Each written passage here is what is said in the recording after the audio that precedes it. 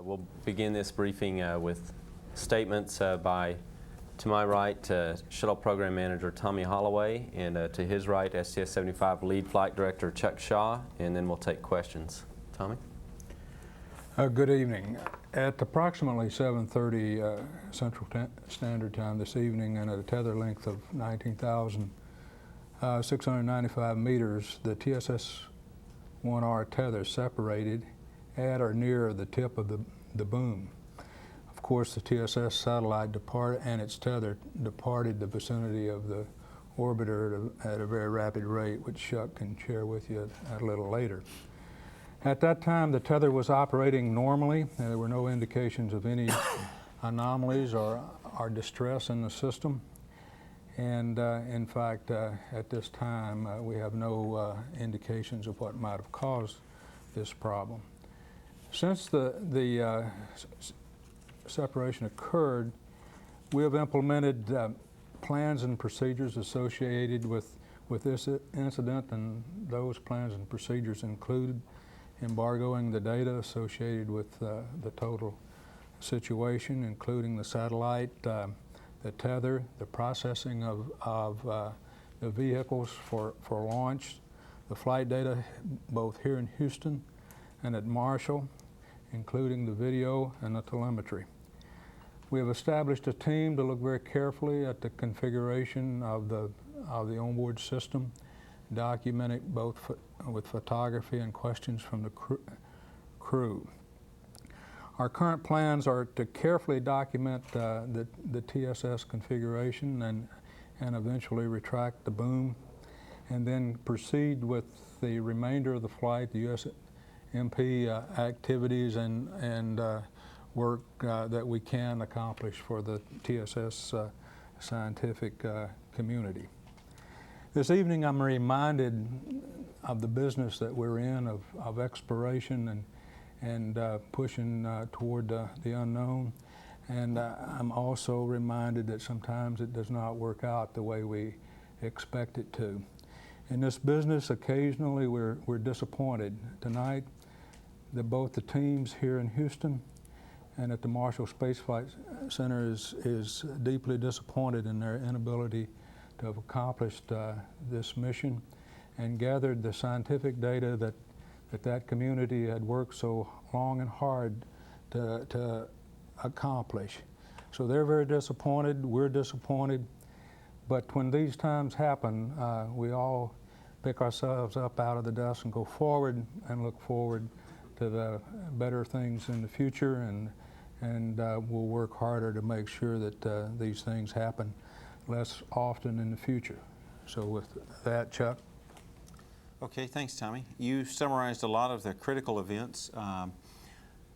My team was on console from the pre-deploy time period up through the time the tether separated and up until a few minutes ago when we handed over. Tommy gave you the tether break time. I've got a few pieces of information. Right now, at the time the tether broke, of course it was well above us. It was out, like Tommy said, at 19,000, a little over 19,000 kilometers away, 19,000 meters away. That resulted with the satellite having about a 74 foot per second opening rate immediately because of the difference in height. That difference in height, of course, is what gives you the tether tension. Right now, the satellite is separating from us about 410 nautical miles per rev. Right now, as of 10:30 anyway, the satellite was 833 nautical miles away from us. That would be slightly above us and behind us. It's in a 234 by 172 nautical mile orbit. And with those differences in its orbit and ours, we'll end up lapping the satellite in about 3.5, 4 days. And at that time, the satellite will still be alive. It was safed by RF signal. After we talked to the satellite with an RF link from the shuttle, and right after the tether separated, we were still able to command to the satellite. We've safed it. The RF system is still in receive. I don't know whether any of the ground stations that'll fly over are going to try talking to it. There's a lot of stuff that'll unfold in the days to come as far as our options available to us. The radar tracked the satellite out to a range of about 148,000 feet. That's near the maximum capability for the radar based on our flight experience. At the time we were deploying, the tether was going out about a meter per second. We had passed the point where we were moving tether at the very highest rate, around 15 kilometers. At that point, we were up around 2.2 meters per second. The inboard and outboard tensions were nominal. There were no tension spikes. There was no warning. There was no nothing. The deploy was going very, very, very smoothly. The tether itself is rated to withstand about almost 1,800 newtons. It's about 400 pounds of tension. And at the time, the outboard and inboard tensions were around 67 newtons for inboard and about 41 for the outboard. And that was perfectly nominal. The deployer was working exactly as it anticipated. The motion of the satellite for libration, both in plane and out of plane, was exactly what we anticipated. Friction in the system was actually a little bit lower than we expected, but well within the database we were looking for. Let's see, I believe I've covered all of the things that the immediate data that the notes that I took to myself. Right after the tether broke, the tension, of course, immediately dropped to 0, and the encoder length rate dropped to 0. So the indications were perfectly normal until I heard Jeff Hoffman on air to ground exclaim that the tether broke, and at that point I looked at my data, looked down at my data, and saw that in fact the tension had immediately dropped. The crew got some really good video. I believe you may have seen it. If not, I'm sure you will in the future.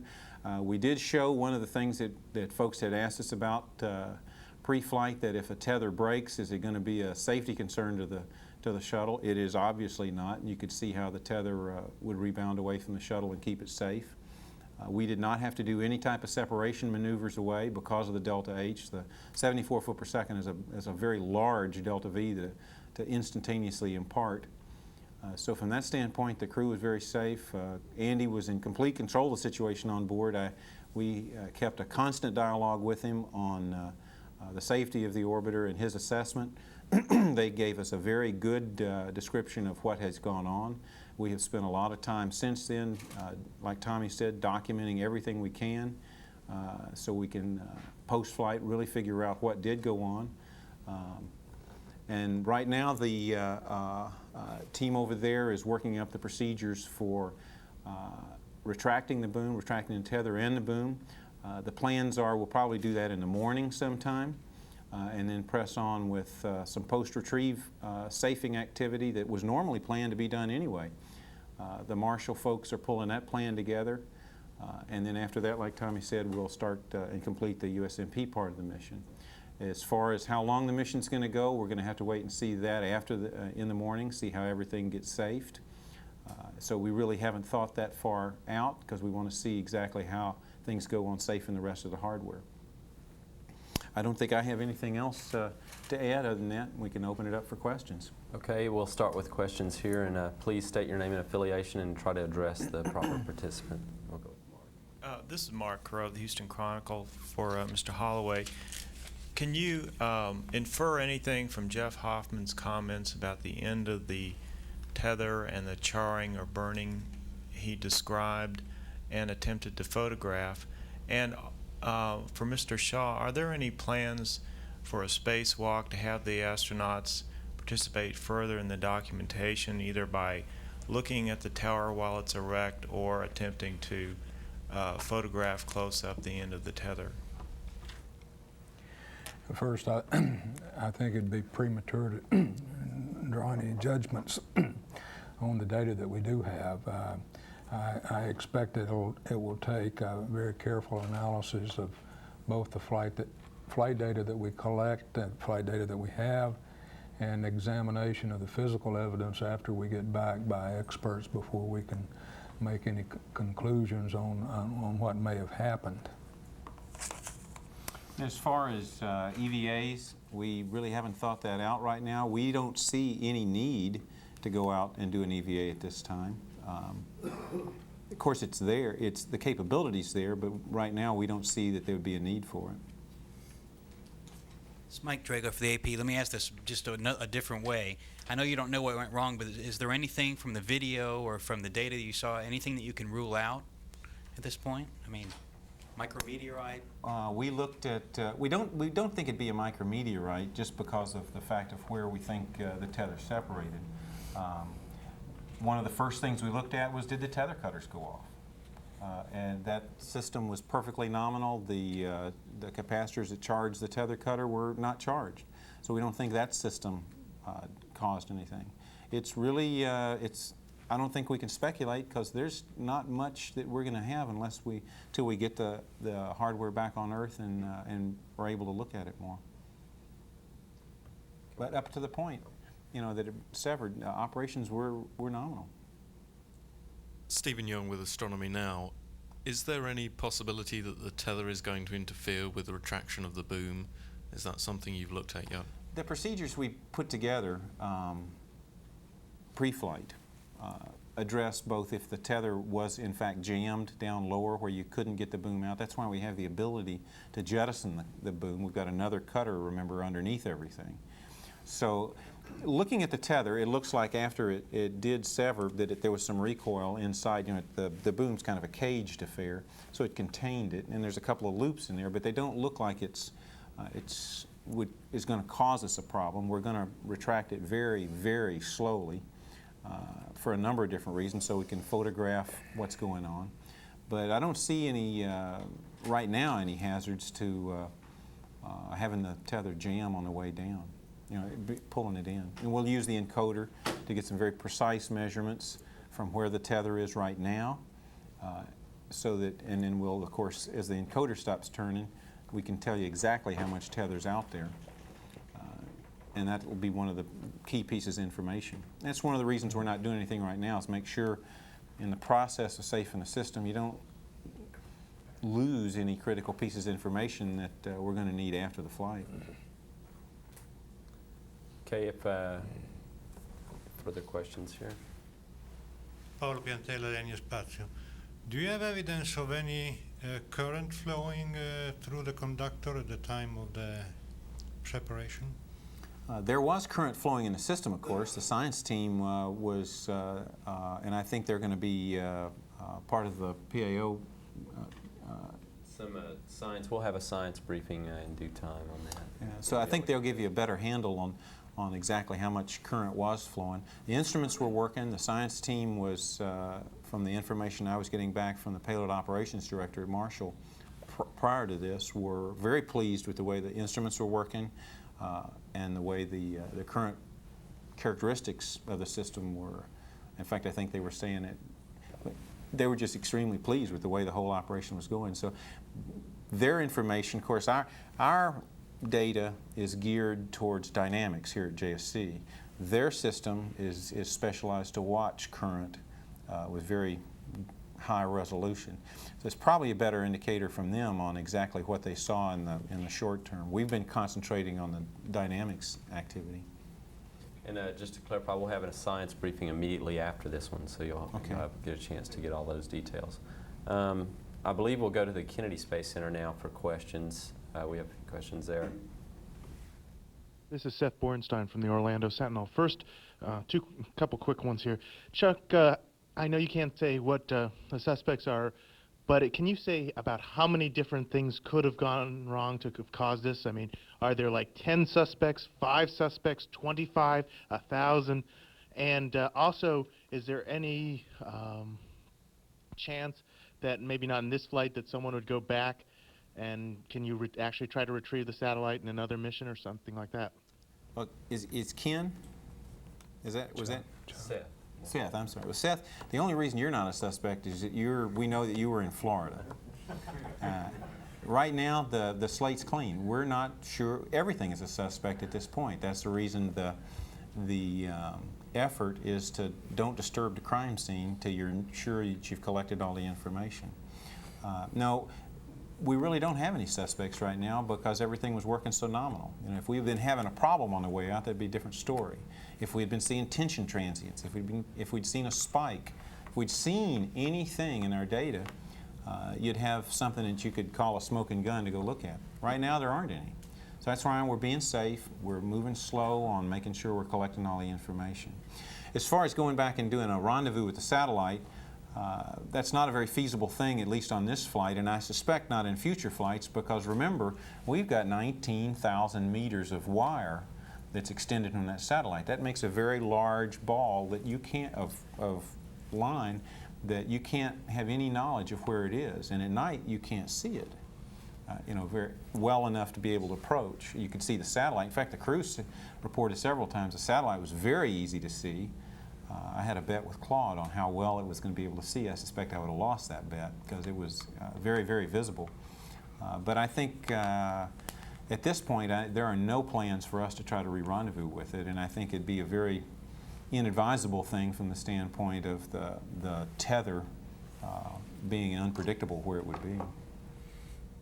Follow up, looking at this compared to STS-46 you were involved in, which is a bigger disappointment? And then looking at the history of successes and failures in the shuttle program, how big would you rate this failure?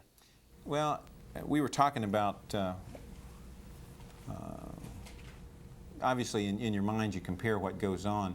The best analogy was, and I'm going to paraphrase a thing from Teddy Roosevelt, said, if you don't ever get your nose bloodied, you're not in the game. We got our nose bloodied this time. I'm not sure how you'd try to compare between 46 and 75 on being disappointed. There's some frustration there, but the men and women that are in this game are not afraid of getting their nose bloodied and come back and play it again. That's why we go there. This is a very complex experiment, and it has to be conducted in an extremely harsh environment. Space is not an easy place to do business, but if you're going to go there to do investigations you can do no place else, then you have to expect sometimes you're going to win, sometimes you're going to lose. You manage those risks and stay safe, and that's exactly what you're seeing unfold. It's not being done behind curtains. Folks are making progress every day. They made progress this flight. And in future flights we'll make more progress. This is Beth Dickey with Mutual and NBC. Chuck, I realize that you probably haven't thought about the big picture and how this incident relates to it, but could you for a minute maybe talk a little bit about what this incident may do to the future of tether applications and tether research? Boy, again, that's speculation. I don't have any idea. We learned more. Every time we continue this experiment, we learn more. And that's the message, I think, is if we had gone the entire complete distance, there'd still be stuff that folks want to learn. So the fact that we have learned more this time, and we got our nose bloodied a little bit, doesn't stop the system from working. I don't know of future plans for flying more tethered flights. I suspect there's going to be a lot of talk about that in the future, and it's going to make some good news copy for where that goes. But right now, I don't have any idea. I think we're all ready to keep giving it a go, though. Todd Halverson of Florida Today. I have a question on the boom retraction. Will the remaining tether be reeled in by the motorized spool prior to your attempt to retract the boom? And is there any chance that that remaining tether could get hung up on the way back in? The plans that we're currently putting together are based on the normal procedures that are in the book. We've custom tailored them a little bit because of the configuration we're in. The main reel will be used. We'll use a manual pulse width and very, very, very slowly reel the tether in. The tether's pretty stiff. I mean, it's got, it's not really, really limp. And so because of that, it doesn't kink real easy. So you'd have to get a lot of twists in it and then pull it really hard. Well, that won't happen if you pull it slowly and as it pulls through the bugle head. So the way we intend to do business is to reel it in very slowly. Obviously it could kink. I mean, it's not impossible to do anything. It could break, potentially. So we're going to go slow on that. If it does jam, we have the ability to jettison and boom. We have the ability to go outside and clear the jam. So we'll cross that bridge when we get to it. But I think the procedures we're building, and we've thought about those pre-flight, are geared to prevent it from getting any kinks or jams on the way in. And then we'll retract the boom. Okay, and I know you don't have a smoking gun at this point, but is there any possibility that the 3,000 or so volts of electricity that were coursing through that tether at the time it separated could have actually fried the tether in some way and caused it to weaken or break? I'm sure that'll be on the list of, as well as a large number of other things that are good candidates for smoking guns. And as that list gets built and the criteria for deciding whether that was or wasn't the cause gets added to each candidate on the list, we come up with an answer. That's the way these things are worked. It's just you get very methodical about the evidence you see and where that leads you. And I don't think anybody's making any preconceived notions, primarily right now, because there's not enough evidence to tell you anything. Jim McKenna with Aviation Week. Chuck, following on that question, have you done any calculations as to how much heat would have been generated at a break given the current and given the voltage and amperage in the line, and what effect that heat would have on the tether materials at the break point? No, not at this time. I think that's what you'd end up doing after you see the data. You know, you would look at what the voltage and the current is with the best instruments, and that'd be coming from Marshall at the POC. And at that point, you could calculate the energy that would be released, and then is that enough to sever the tether? At this point, we don't have all the information, but that's like I was saying, that's how you would go through the data after you collected it and decide which are potential candidates and which ones weren't. So that's going to be work for in the next however long it takes to solve the puzzle. Does environment degrade the broken material in the tether, and how much of a need is there to go EVA to retrieve the break to keep it pristine for further analysis on Earth? I missed the first part of it. I think it was will the environment degrade the tether? I don't think so, because the tether was designed to operate in the environment that it's in. So, and reeling it in will be put back way down and protected inside the reel itself and the reel cover. I don't think the system is going to hurt it. You know, it's designed to be very nice to the tether on bringing it in and taking it out. So from that standpoint, I don't think we're going to have a problem with damaging the tether on pulling it back in. Did you review the orbit of the tether and the sphere? Its current orbit? Yes. Yeah, right now, based on tracking data, and the tracking data comes from two sources, the C-band tracking data that we use to track the orbiter, and also the onboard KU-band tracking data. It's in a 234 by 172 nautical mile orbit, and of course it's inclined to the same inclination we're in at 28.45. My last question for now is, what, if any, analysis have you done on the dangers that the tether and the sphere pose to other spacecraft, and what steps have been taken to alert operators of those other spacecraft? One of the first things that happens, and we close the loop with the flight dynamics officer closed the loop, is with SPADOC, the folks that track all of the debris, for example. And they've been informed. They were tracking us, both shuttle and the satellite, prior to the event while we were deploying, and calculating a swept area to make sure that there was no debris in the area that we were in. And right then we received no reports of any what we call combos to that point. I'm sure they will end up doing the same thing. The hard part, of course, is trying to determine whether the tether is completely relaxed or whether it's sprung back out. We saw it recoil a little bit, but based on, I think, the SED satellite, we've got some idea of what happens to a tether when it breaks and you have a free end out there. It was a different tether, but it's the same type of dynamics. And they'll end up expanding their volume that particular object sweeps in orbit.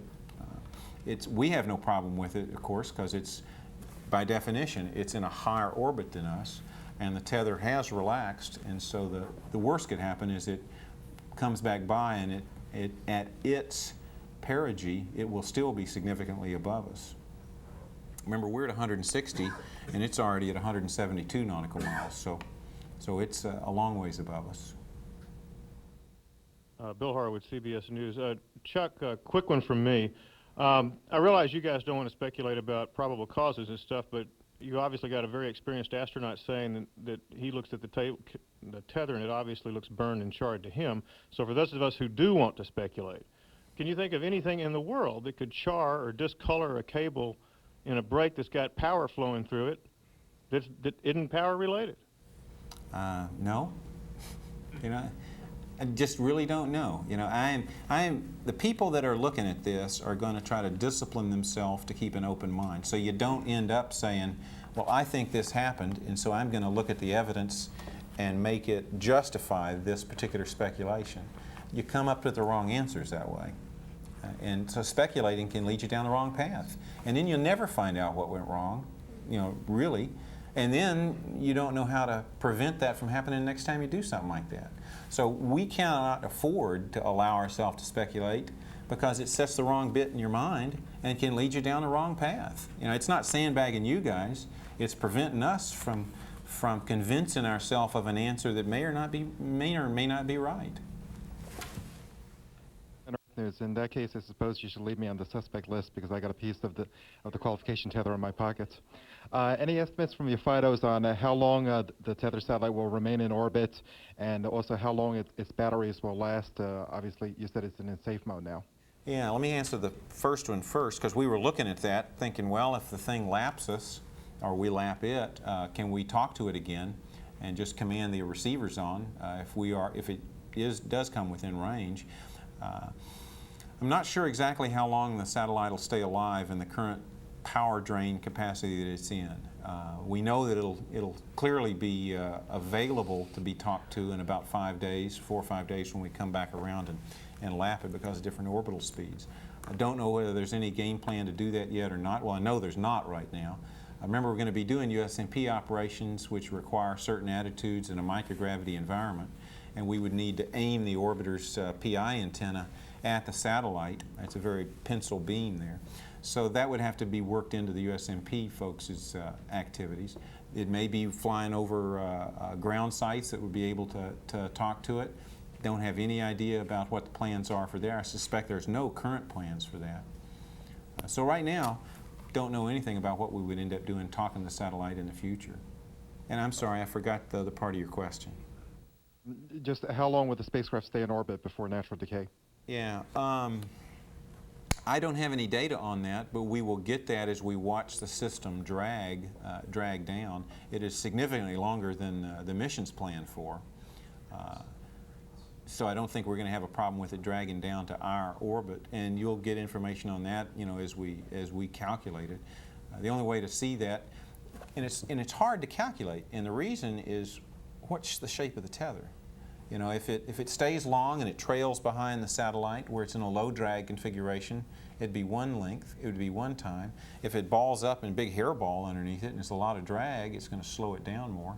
So the only way to determine that is to have SPADOC track it for a couple of days, get a good drag estimate, and then you're going to be able to come up with a lifetime estimate. But I don't have anything off the top of my head. I don't think you have any hairballs in that crew. Given the situation with the satellite, I assume it's in a relatively safe mode. The nitrogen thrusters have been shut off, so it's just going to sit there waiting to hear a command if a command is sent at it? That's correct. Yeah, we safed the nitrogen system. Of course, the inline thrusters were turned off long before this event happened.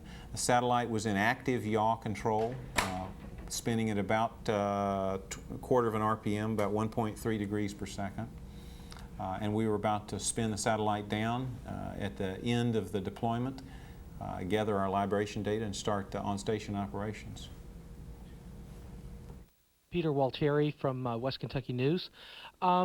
Seeing that it broke inside the tower, doesn't that pretty well preclude any other reason except an interaction between the tether and the tower?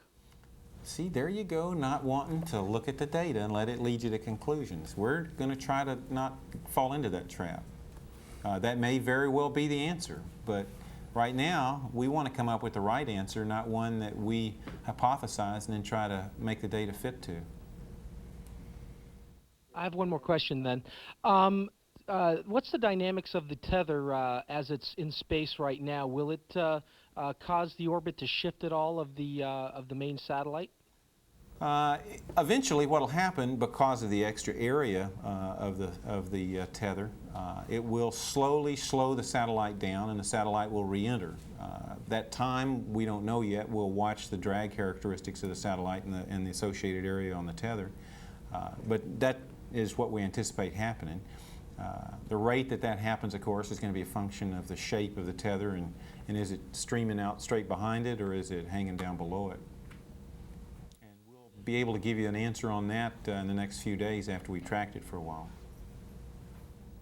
With Aviation Week again for Mr. Shaw. Going back to the break, whatever caused the tether to break, at the point at which it broke, once the copper separated, would you not expect that whatever current was in that line would arc across that break and create some high heating on either end? Could cause melting or charring? Well, that's what happened when I pulled my lamp cord apart at home, so I suspect the physics are not a lot different. Not sure whether it's a chicken or egg thing, and I guess we'll wait and see after we look at the evidence.